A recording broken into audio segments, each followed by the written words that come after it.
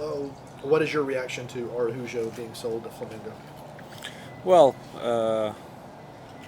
I would say that I'm happy for him uh, because I think it's a good deal for all the parts, and I'm happy for him. He's back home, and I talked to him, and he's happy about everything. Of course, he appreciates Atlanta. He really likes Atlanta, but now he'll be departing, and I'm happy for his future, and going to a massive club in Brazil is very good for his career. So I'm happy for him. Did he want to move? I don't know about how the things started or anything. Actually, I'm not involved in that, but obviously I was aware of the possibility. But I don't know if what happened. What I know is for him is, of course, a big opportunity for being part of a big club in Brazil. So I assume he's very happy. Uh, does his imminent departure affect your decisions regarding his inclusion in the lineup or the bench? No, no. He's fully committed to the team until the last day. He told me that. He told Carlos that. So he's going to be here until he's not, and he's going to be part of the game, same as before, and that's how I'm going to approach this situation. And I guess the benefit of the sale going through now is y'all have a few weeks, and you have a few weeks to figure out what you're going to do when he's not here. Yeah, well, not me, but Carlos. Well, but with the players you have, Yeah. who's gonna play right wing or wherever? Yes, I think we already know that. We have the possibilities there. You know, so we have some alternatives there, and of course, a new window is coming, and Carlos, I'm sure, and all the guys upstairs, they are very busy, working very hard on certain things, and yeah, we will be fine. Have you been presented candidates for? No, not yet, Not yet. not yet. Do you expect to? Yeah, Okay. everything happens in time, and I know they're working really hard, and I have constant communication with Carlos on that, and we'll keep going. This was a tough week, 3 games in a week, so but I know they always present players to me and all that, and we have constant communication. Where is Carlos, Argent, the scouts? We have a very collaborative path to approach those situations, and yeah, I'm sure they will present something to me. If you were buying these groceries, so to speak, to use the phrase, I can't remember who used it first a long time ago.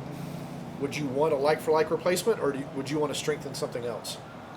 We'll see. Honestly, these news were very, I don't know how to say, like short notice. And so we have to analyze everything. Right now, my head is more in Chicago rather than what is coming in a month. So we will have time next week probably to evaluate a couple possibilities. We will see what are the options, and I'm sure Carlos has a plan. He always has plans, and he always has players to look at, and I'm very confident that we will sign a good player in that moment. After the Colorado game, you talked about this can't just be a one off in terms of the energy and aggressiveness the team showed throughout the game. How are you reinforcing that message today, and how will you do so before Chicago? Well, I think it's very clear, and for the players, it is as well. I told them that from now on they are done with me because now every time we drop this standard, I will assume they are not 100%, and I will make changes because I will expect this amount of intensity, urgency, however we want to call it, the full commitment in every play to make plays, to score goals, to save goals. I need that performance from everyone because we as a team, we already notice what happens when we don't put that amount of effort. We lost 3 games in a row. Out of Open Cup, we know that we drop a little bit, 10% less intensity, 10% less concentration, 10% less urgency to score goals, to have numbers inside the box, to attack all the time. We are going to suffer. And this league is very competitive. We need to respect every opponent, and not all the games are the same. We won't win every time 4-0 or stuff like that, or 6-1 against Portland. Like that won't happen every match, but we should have always the same intentions to attack, to be proactive, to be good and disciplined tactically, but aggressive, and that full commitment that you noticed the last game. And when you say make changes, you're referring to the lineup?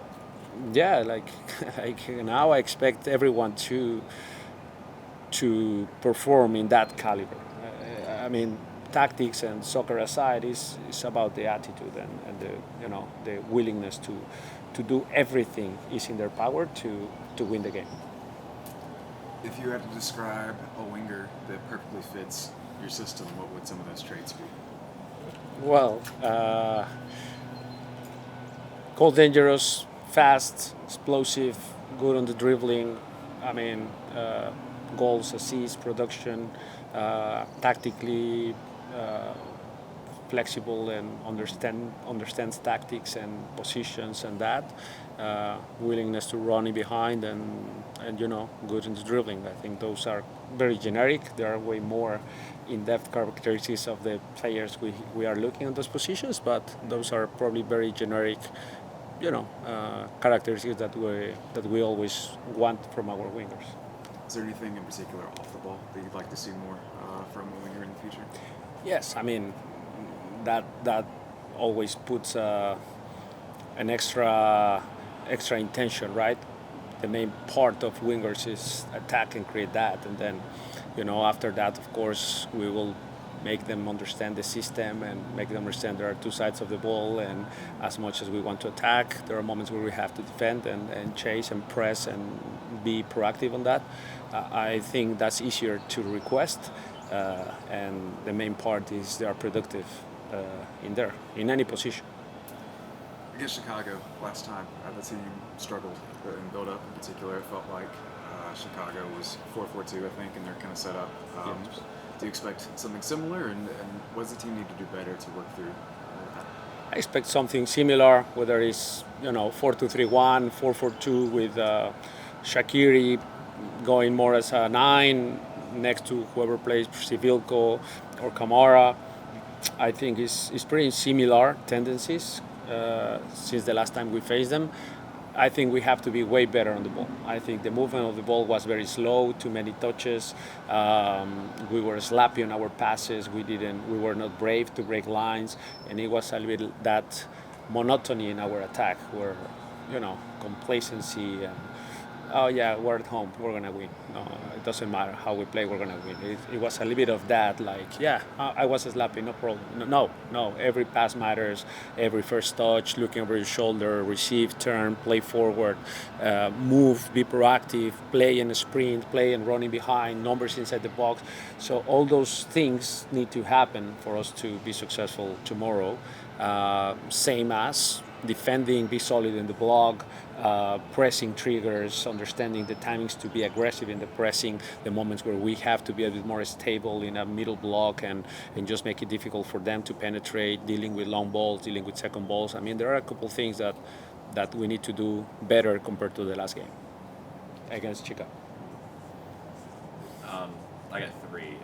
Luis Araujo and just his overall commitment to the team. What all does he give you, not just with goals and assists? How important has he been?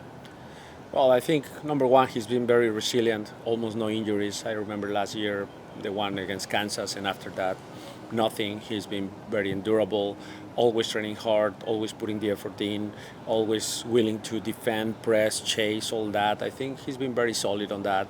Of course, he have had better moments where he can show, like the last few games, I think he's been very good. And the commitment and the expectation is he's 100% with us until he's not.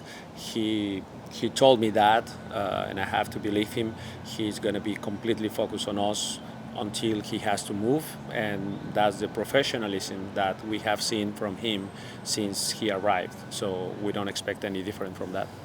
Player we've talked about a lot this season, hasn't had a lot of minutes. Ronald Hernandez, just your overall thoughts on his game Wednesday? I think he did great. I told you this post-match, he's one of those that always trains hard, is always ready. And whenever we need him, we know what we can get from him. It was a very good performance, and that adds even more competition in certain positions. So I'm happy with those problems to have, and we'll deal with that later on. One of the things that jumped out to me watching the game back was the use of the third man and build up and in the midfield too. Something that felt like it was lacking against Chicago. Has that been more of a focus, or did things just kind of click into place? And how important is that for you in your possession game? Yes, it is very important. Actually, we didn't use double pivot in this game. We used more Santi solo. The last game, I think it was also Santi against Chicago, and then Ibarra entered in the last minutes of the game. But for us, certain behaviors from the six are very important in the build-up.